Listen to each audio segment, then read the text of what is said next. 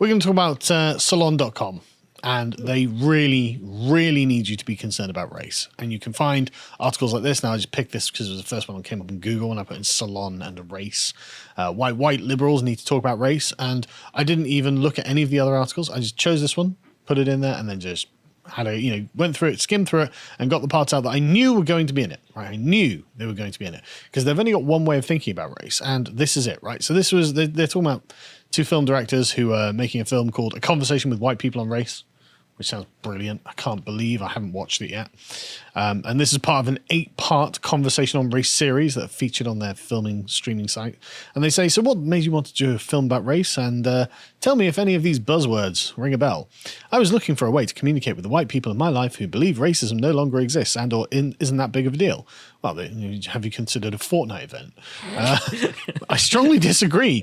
But I strongly disagree that racism no longer exists and or isn't that big of a deal. I strongly disagree with that, but trying to discuss it directly with them wasn't getting me anywhere. I was also trying to acknowledge and come to terms with my own privilege and honestly examine my own beliefs and actions around racism. No, we haven't even got to the best part yet, Callum. This is why I not only co-directed, but also appear in the film. So it's about me. This is Blair Foster. I've never appeared in one of my own films, but I felt that if I was asking other white people to examine their views on race, it was only fair if I had to do the same. I'll admit it was very uncomfortable. I dread to think what her views on race are then, if they're really uncomfortable for her to admit to.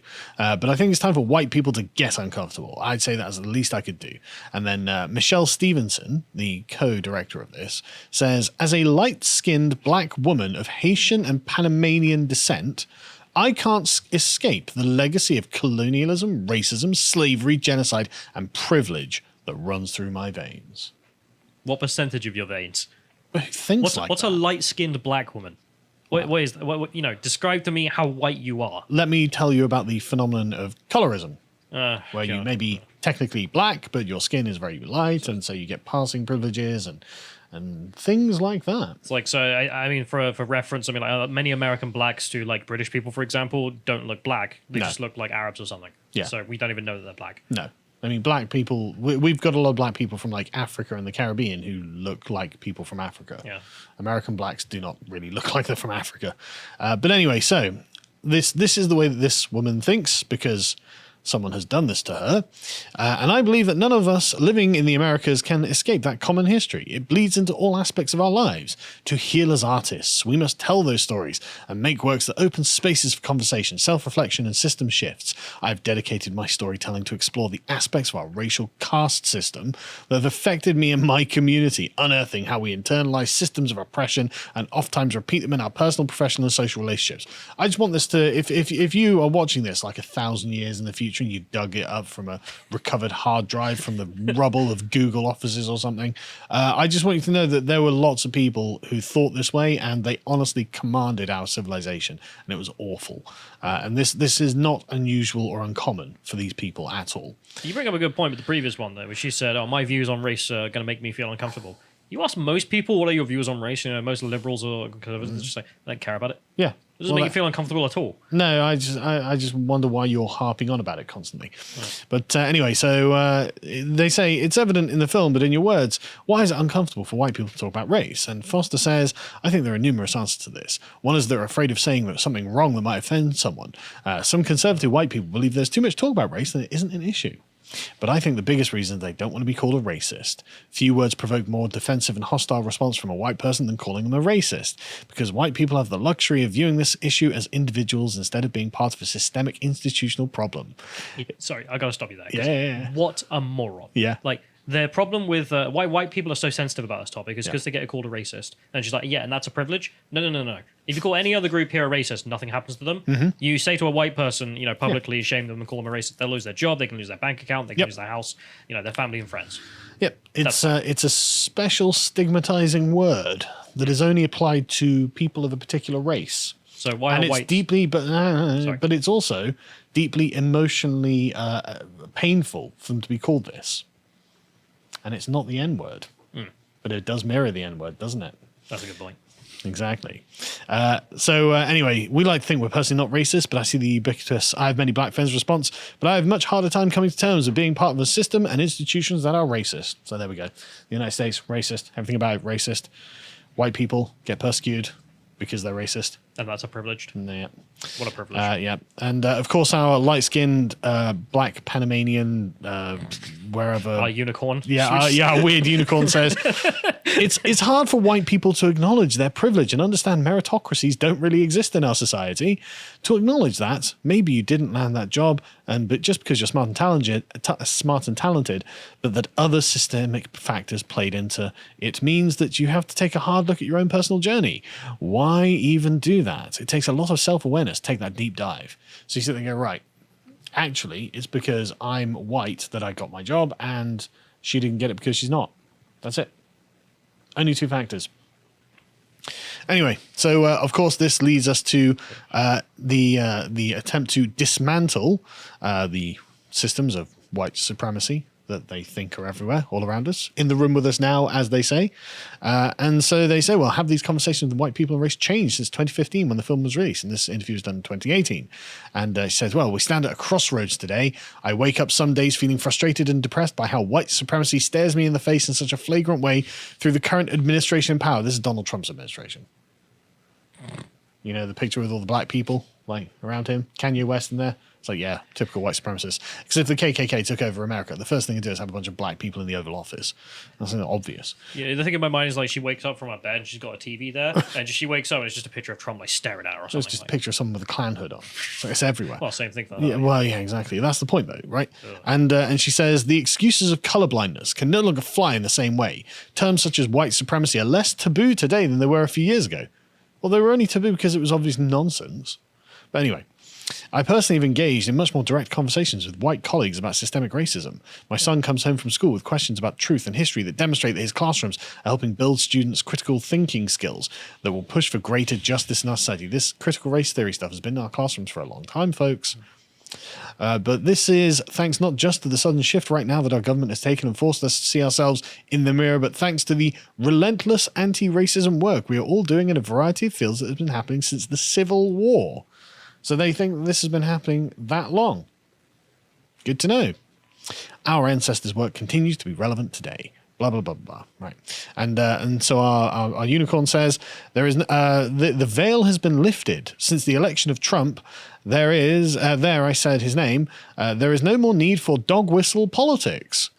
I don't think Donald Trump has got enough, don't know how to describe it, enough self-awareness to kind of hide his intentions like that.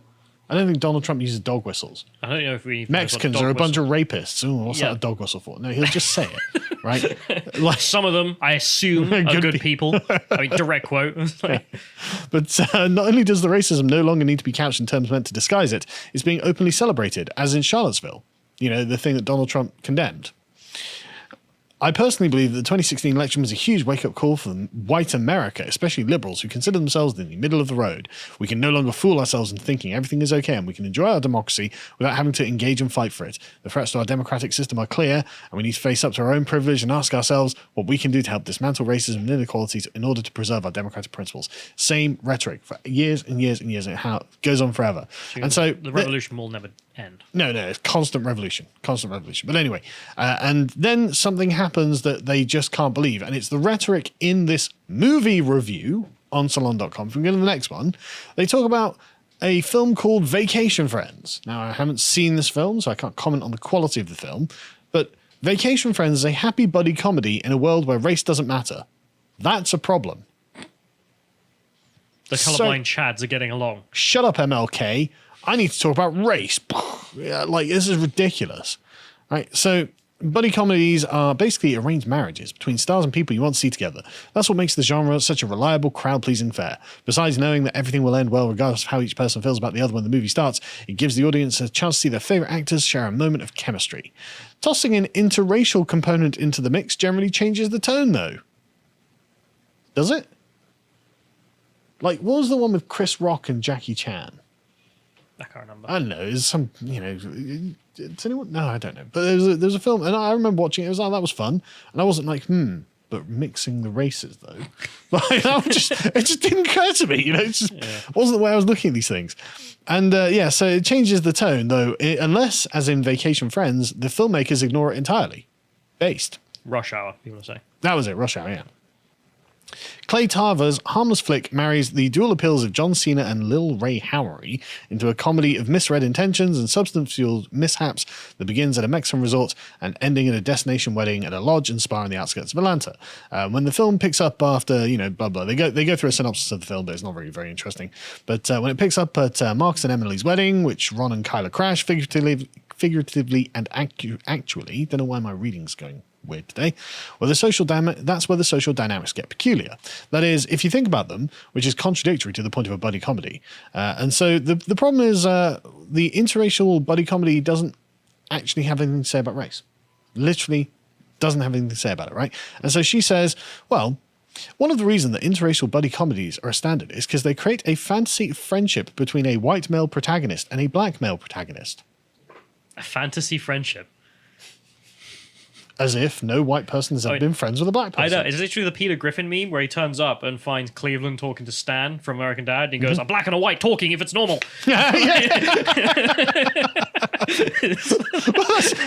And Salon Reader's just like pointing guns at the screen going, what? That's exactly. I mean, she's literally like, the American propaganda from World War II. It's like, listen, the Brits may have a black in their home and talk to them like they're normal people. That's just what they do over here. Right. And it's okay, weird racist from this era of segregation. Anyway, so yeah, like I love how it's literally the liberal utopian vision of like the colorblind chads, and it all just works. Yeah, and then the writer's like, well, this can't work. I swear. Well, let me carry on, right? So, as if the fancy of friendship between a white male protagonist and a black male protagonist, let alone a white guy from Oregon and a black man who lives in Georgia, that in the real world would be highly unlikely. Oregon, remember, is a very progressive place and full of white people. And Georgia is a place where there is a long history of cohabitation by white and black people. So apparently the people from Oregon can't get on with the integrationists. Sorry, you live around black people. This progressive is writing an article being like, we progressive white people from Oregon, we'd never talk to blacks. Literally, you can't be friends with blacks. You're white. It's such a wild ride reading through this. The women in these films are secondary figures, which is unfortunate. Sure, but at least they're not being implicated in, race mixing. So they get to escape this condemnation from Salon.com. Ori is a wonderful slapstick actor, blah, blah, right?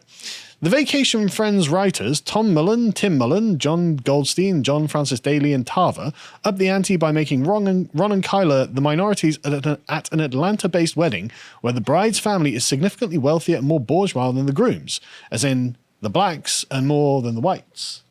And Salon like, ooh, edgy. I mean, how do you think it'd be like if you went to Oprah Winfrey's wedding? We had a black president, for Christ. Yeah, and it's not like there are lots of rich black people. They're on TV all the time. Like they've been on TV for decades and decades. Yeah. I don't know why this is some sort of, oh god, a black person with money. Just a case again, like the Oregon progressive is just like, what do you mean black people have money? I'm going to flip reality on its head and have a rich black guy. It's like, okay, there are no poor white people, but anyway, go on.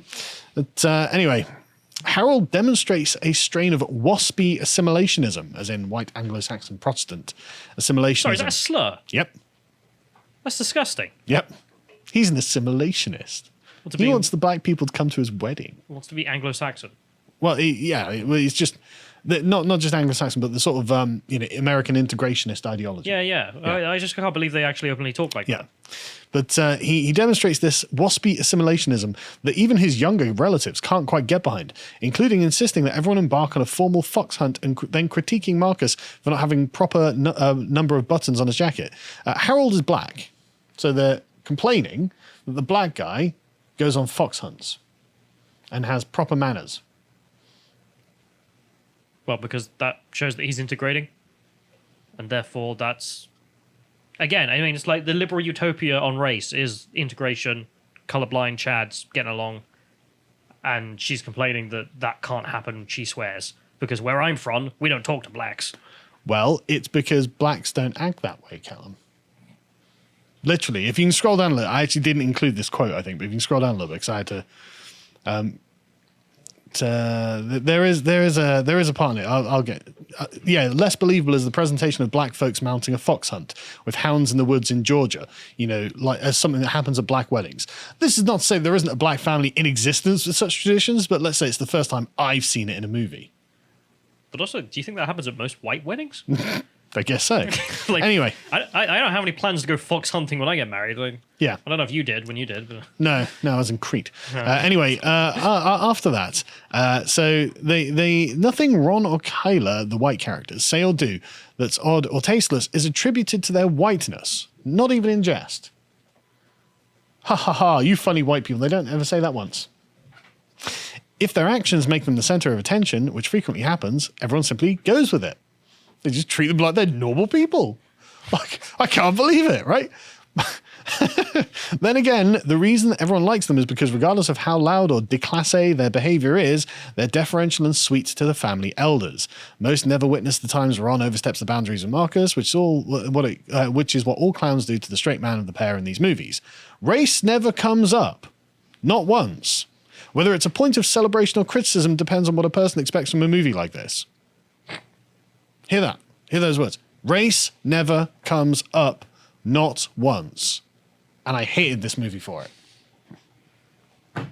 I hate the future. I hate it. And literally they say, here we are in 2021 with a perfectly serviceable comedy about black people and white people mixing harmoniously with no problems whatsoever. Written by white men. Burn it! Written by white men for a cast that's mostly black. Burn it. That's literally the criticism.